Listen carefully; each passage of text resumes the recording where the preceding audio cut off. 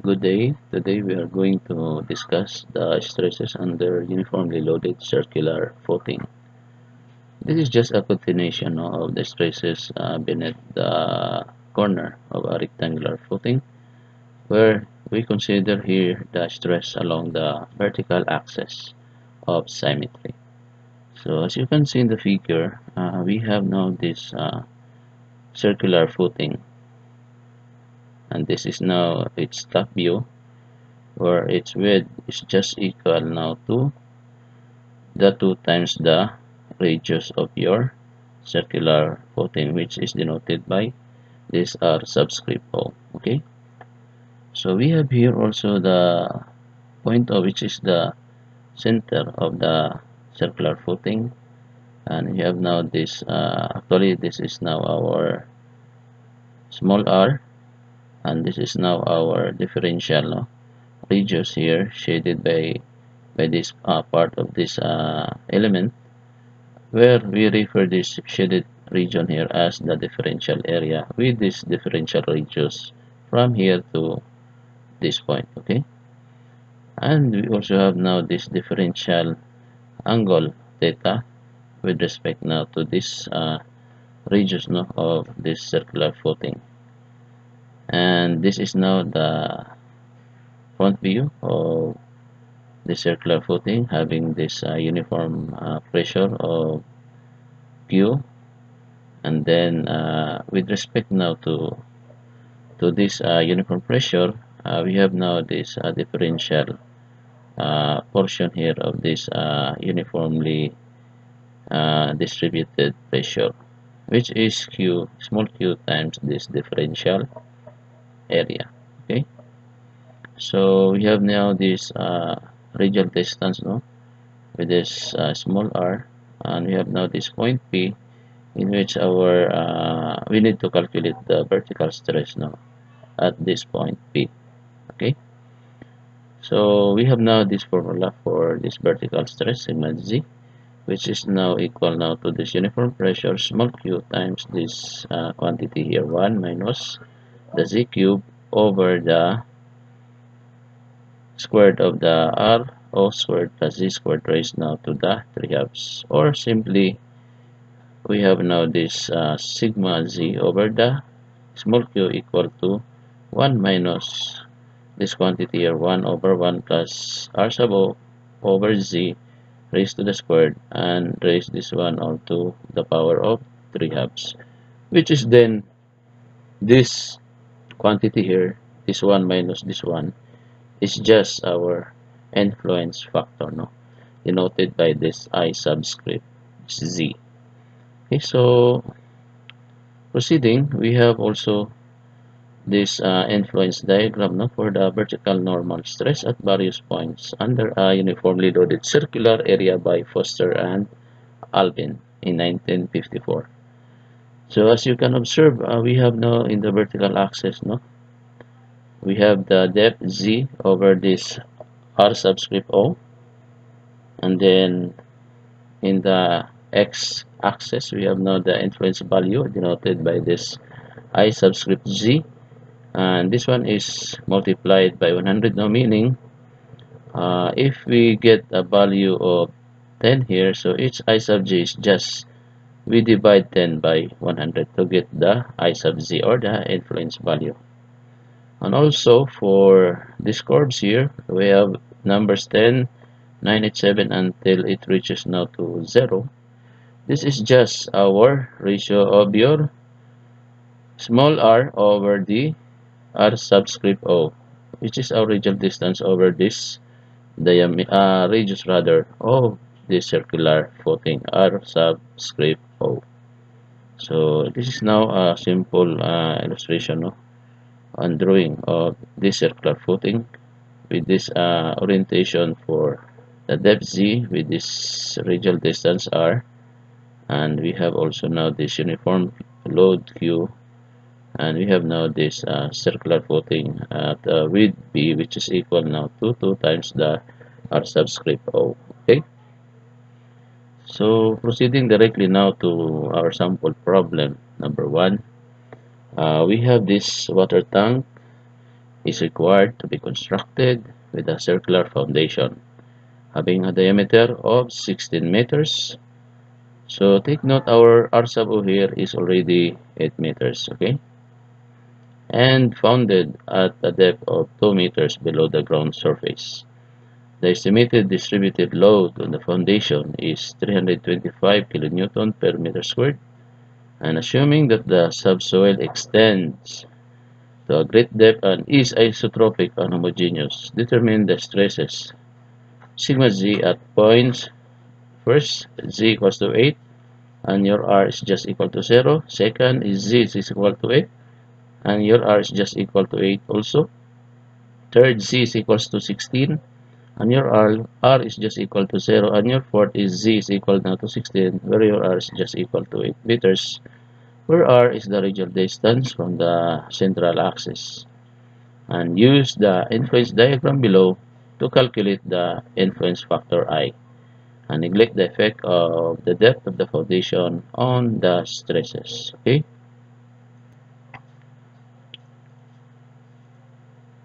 So here we have a simple table, no, for this one, where we have now these coordinates, no, denoted by your z and your r, where from the given problem for the first one we have z is equal now to 8 meters and your r is just equal to 0. Second is we have this z is equals to 8 meters and your r is equals to 8 meters also. For the third, we have your z equals to 16 meters and your r is just equal to 0. And fourth, we have your z equals to 16 meters and your r is just equal to 8 meters. So according to the problem, we need to calculate now the vertical stresses now for these coordinates.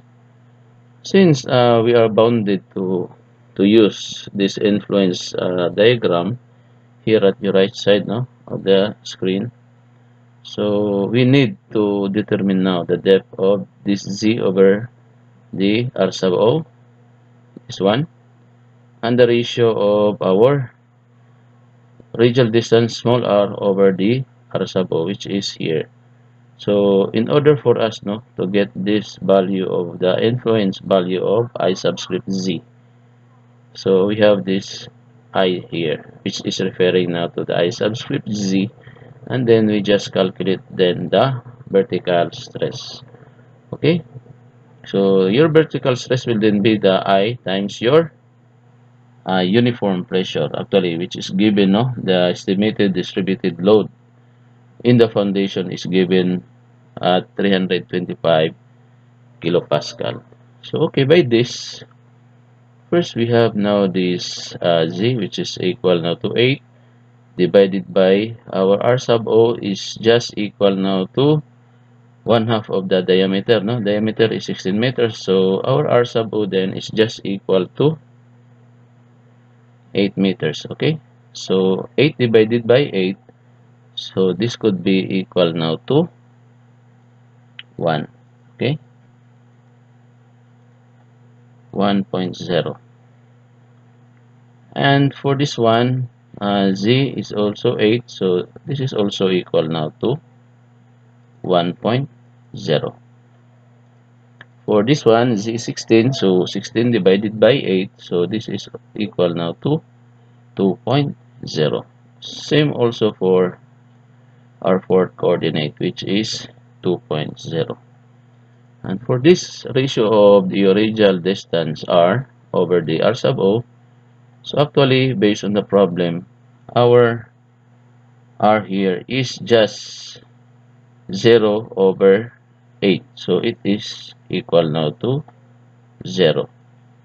Okay, so here 8 divided by 8, so this is equal now to 1.0. Next is 0, so we have here 0 divided by 8 is still 0, and your last coordinate is 8 divided by 8 is just equal now to 1.0. Now we are now after for this influence factor I, or this I sub z here in this chart or diagram. So first we have now this z over this r sub o, and we are now going to get the ratio of this R over R sub O from these curves here, okay? So we are starting with this 1.0 and this 0, okay? So 1 here is located here, okay? So we try to draw a line here until here, okay? And then our R over R sub O is just equal now to 0. So we are going to use now this curve, no? This last curve, which is 0.0 here, okay? So if we try to connect this one, so actually it would be somewhere like here, okay?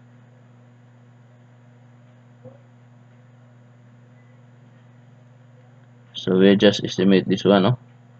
So more or less, this, if we extend this point up, so this would be equal now to somewhat, this is 10, 20, 30, 40, 50, 60, 70.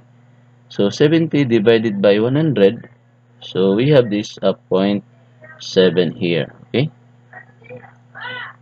So it is 0.70 here, okay? So we are done with the first coordinate. So how about the second one? 8 and 8. So we have this 1 and 1. So we have also 1 here. So we need to connect now the other, extend this vertical line, no, up. So 1 here is this line. Actually, this is our 1. Okay, so if we try to connect this one, so more or less the point is somewhere here, okay? So this would be our point 2, okay? So if we are going to extend a line here vertically, so more or less we are up here, okay? So more or less 10, 20, 30, so more or less this is about 33, and we divide by 100, so it is about 0.33 here, okay? 0.33. So we are done with the second coordinate. The third is 16, 0, so we have 2. So 2 is located here, okay? So again, we will assign this color, no, for this 2 here, okay? And then 2 and 0. So more or less, it is located here, no, this last part, which is this 0. So this would be now our third point actually. Maybe somewhere here. Okay, this is our third point. And then we extend a line here going up. So more or less this would be now the value of our influence value I sub g, which is about 10, 20, 30. So 30 divided by 100 is just 0.3. Okay, so we write here 0.30. And last coordinate is 16.8. We have these 2, same here, 2 and this 1.0. So we need to draw and extend a vertical line, no? With this one, we use 1.0. So the same line here, so more or less it would be somewhere here, okay? So this could be now our 0.4, okay? And then we extend a line this from this point going up, so more or less it is about 20 or about 0.2. So we write here 0.2, okay? So we can therefore calculate now the vertical stresses, no, which is just equal now to our uniform pressure, which is equal to 325 kilopascal times this influence factor, okay?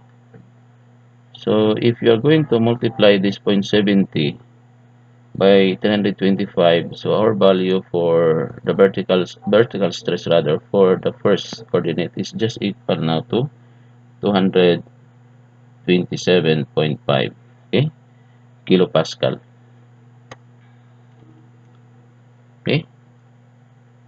And then next is we have here 325 times 0.33 is just equal now to 107.25 kilo Pascal. And for our next coordinate, 0.3 times 325, we have now this 97.5 kilo Pascal. And for our last coordinate, we have here zero point 0.2 times 325 is just equal now to 65.0 kilo Pascal. Okay, so this would be it, no, for this problem, since we are only asked to determine the vertical stresses, no, at these coordinates 8, 0, 8, 8, 16, 0, and 16, 8 using this influence diagram or chart. So we arrive all of these vertical stresses, no, using this diagram. So I think this would be it, no, for this problem, and we proceed now to our next problem. Okay, sample problem number 2. For a raft of size 98.4 by 39.36 feet, compute the stress at 65.6 feet depth. So this is now our Z below the center of the raft. So meaning this center is at coordinate 0, 0. By assuming that the rectangle can be represented by an equivalent circle. Okay, and the load intensity on the raft is 31,331 pound per square feet, and use the influence diagram below to calculate the influence value I, or the I sub Z. So again, we are bounded to use this one, no? And we will do so because it is being indicated in this problem. Okay, so our approach for this will be, again, we have now this simple table using this diagram again, and since we have now this, no, below the center of the raft, no, we are going to calculate now the stress, no, below the center of the raft at this coordinate 0, 0 at a depth of Z equals to 65.6 feet. So actually, from the given, our diameter, actually, we have now this equivalent fictitious, no, radius of the fictitious circular footing, because we are only given this dimension of the raft size, no, of 98.4 by 39.36 feet, and we are asked, no, to determine the vertical stress, no, by an equivalent circle, no, which are being represented by this equivalent circle. So we need to determine the radius, no, of our circle actually. Okay, so we have now this radius, no, need to determine now the radius of fictitious, okay, fictitious circular footing. Okay, so we have the given rough dimension, no, which is based on the problem. The rough is